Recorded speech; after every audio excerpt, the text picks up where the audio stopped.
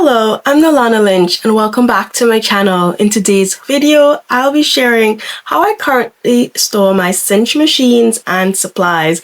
I've been really enjoying getting into bookmaking recently, and I have been sharing a couple projects with crafty project binders and notebooks and cinch projects that I've created over the past few years. So I thought that it was fitting to share with you how I currently store my cinch machines. I would also love to share a ton more craft room organization videos with you. It's that time of year where I need to tidy up some of the new things that have come into my craft room over the past few months. You know, things get messy quite quickly, we clean up, but I also need to create some new systems for things like my Arch and Olive notebooks, things like new tools that have come in. And so I need to sit down and do another organization plan, declutter things that I no longer use, and bring some new systems for things that I would love to use. This is going to be really fun, and I can't wait to share with you some more videos in my craft room organization series coming up soon. So be sure to like and subscribe and sign up for notifications so that you will see whenever I upload any new videos to YouTube. Let's get into today's video. Okay, so I love Christmas and I did not feel like taking this down. This is something that I really loved. I didn't feel like taking down any of my Christmas ornaments. I just didn't have the time, and I love Christmas way too much for it to be a problem for me. So I just left them, and I realized that the year is almost in the middle of the year. So soon it will be Christmas in July again. And anyway, let's look at my cinches. So these are some cinches that I have collected over the years, and I just love having them so much. Now, in my previous craft room, I had put them up onto my shelves, my billy shelves, and some of them I had in boxes still. But for my craft room remake, I thought that I would get these double fitted inserts for the Kallax unit and fit my cinch machine. So I have this one, which is I think these are square, and this one is circle holes. Then I have the smaller ones, which is a square and a disc bound.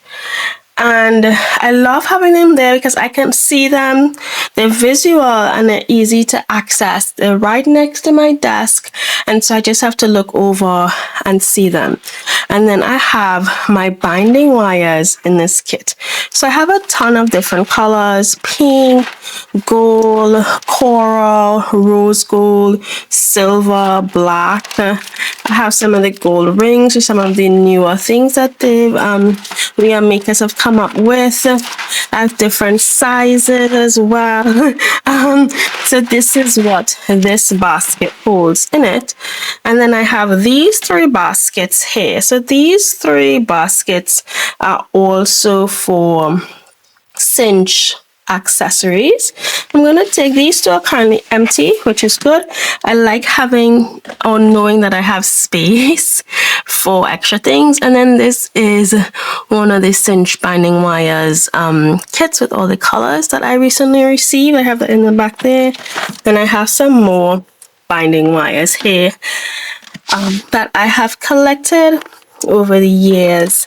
I was on the We Are Makers American Crafts Design team back in 2020, 2023. So I did receive a number of different colors of binding wires and sizes. But I also was a very big fan of collecting pink things and just rare things. So I did collect quite a few colors on my own during the year. I received this from the team, but I don't have a thermal cinch, so maybe one day I'll be able to use it. And so this is how I keep everything in one spot.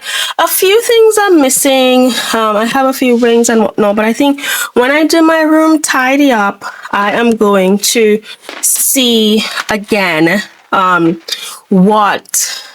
where any extra things are, and then try to gather them into these bins that I have here. So this is currently how I am storing my cinch items so that I get more use from these tools. Please let me know in the comments below how you are currently storing your cinch and your cinch supplies. Thanks so much for watching and see you in the next video. Bye!